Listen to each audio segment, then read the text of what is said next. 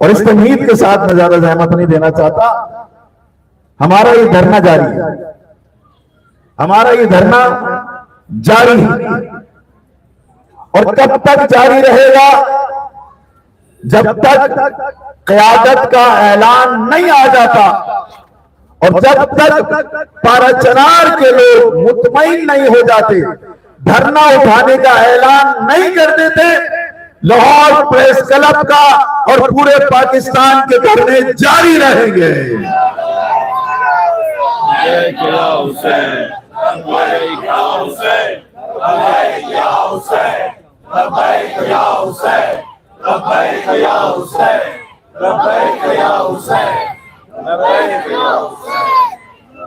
اور اس کے بعد یہ بھی کہنا چاہتا ہوں، اس کے ساتھ ساتھ یہ بھی کہنا چاہتا ہوں کہ جب تک تل پارا چنار روڈ عملاً پریکٹیکلی کھل نہیں جاتی، اس وقت تک پورے پاکستان میں دھرنے جاری رہیں گے۔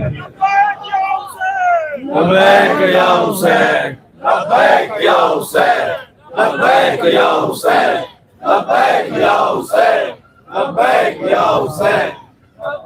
لہذا ہمارے قائدین اسی وقت دھرنے ختم کرنے کا اعلان کریں گے کہ جب تل پارا چنار روڈ باقاعدہ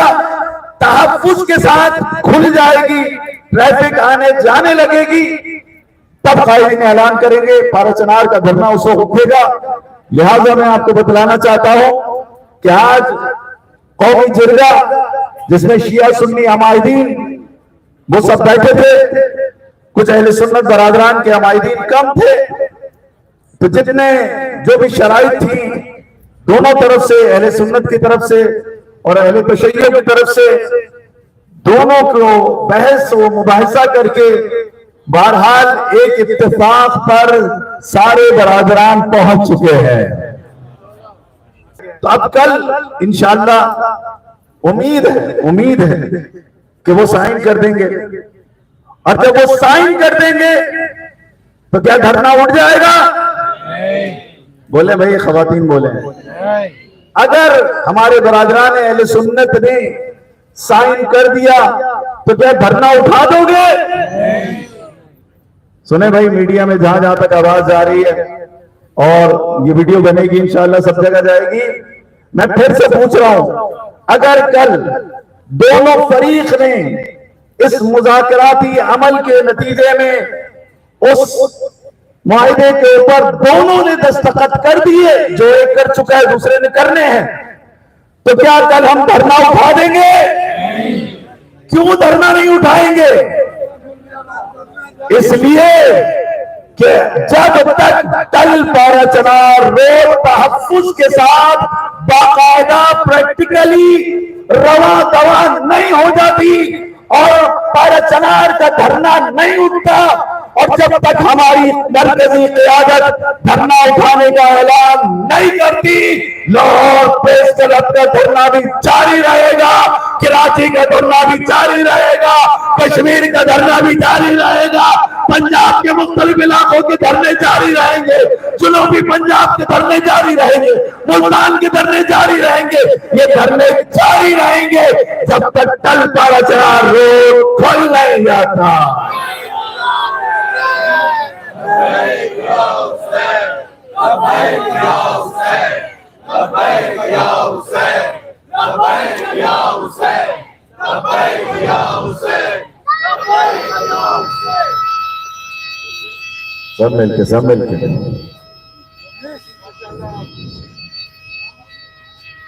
ماشاءاللہ سب مل کے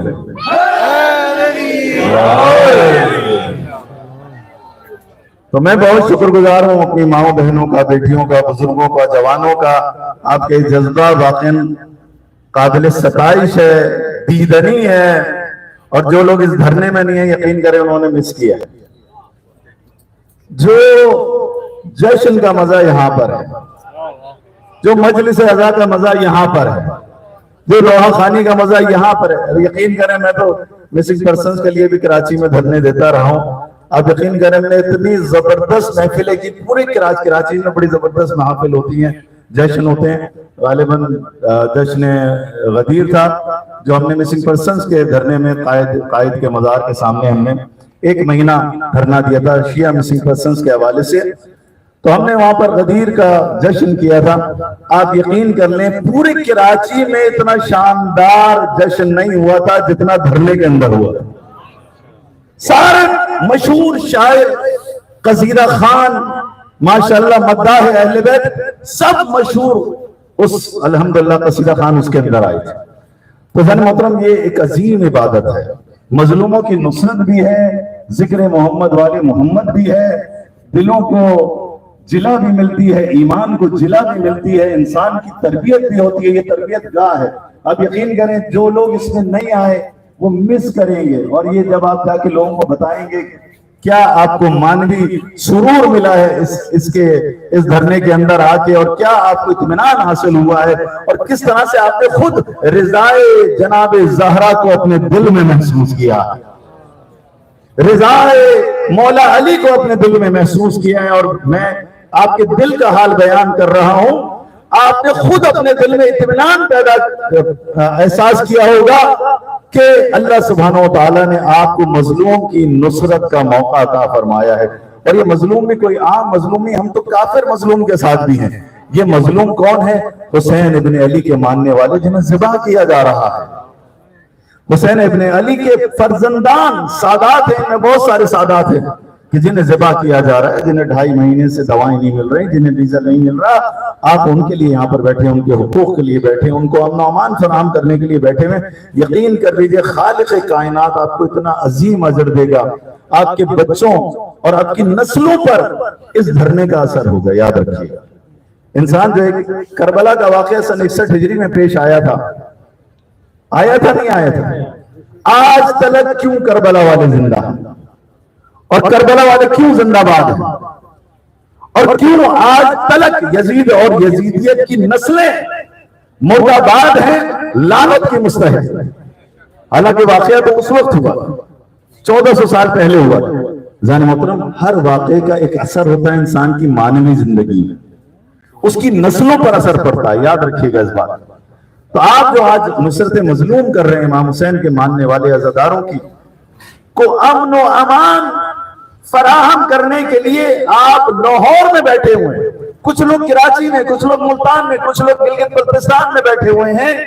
ذہن محترم یہ بہت بڑی سعادت ہے آپ کے لیے، اور اس کا بہت بڑا اثر ہے، اور یہ ہماری قوم کی بہت بڑی تربیت ہے۔ اللہ سبحانہ و تعالیٰ میری تمام ماؤں بہنوں کو، بیٹیوں کو، بزرگوں کو، جوانوں کو فرداً اللہ سبحانہ و تعالیٰ آپ کو اجر عظیم عطا فرمائے، آپ کو سلامتی عطا فرمائے، آپ کی نسلوں کو سلامتی عطا فرمائے، اور مودت اہل بیت آپ کی نسلوں میں منتقل فرمائے۔ یہی جذبہ